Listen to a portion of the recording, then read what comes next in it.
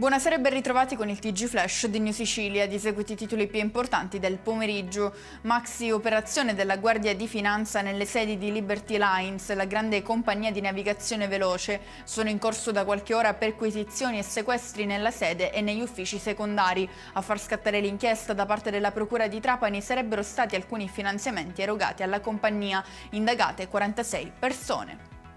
La politica ha rotto il silenzio in quanto bersaglio della mozione di sfiducia portata avanti dall'opposizione il governatore Schifani, che ha affermato così: "Mi risulta che le opposizioni stiano ancora raccogliendo le firme e sono ampiamente sereno e tranquillo", conclude il presidente.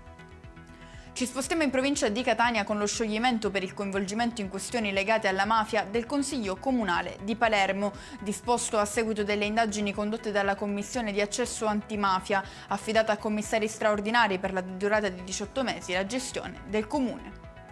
Nuovi aggiornamenti sui 10 arresti eseguiti questa mattina a Catania nell'ambito dell'operazione denominata Parco Giochi, dal nome della chat di gruppo utilizzata dagli arrestati per comunicare in riferimento al luogo nel quartiere di San Giorgio dove erano soliti riunirsi. Le indagini, eseguite a partire dai sospetti rivolti in un primo momento a un solo indagato, hanno permesso di risalire all'organizzazione a capo di 4 piazze di spaccio nel territorio etneo.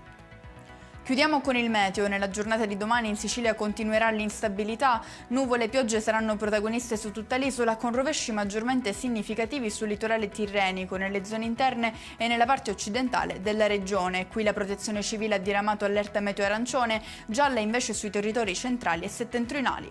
E con questo è tutto, prossimo appuntamento domani alle 13:30. Grazie per averci seguito, buon proseguimento di serata.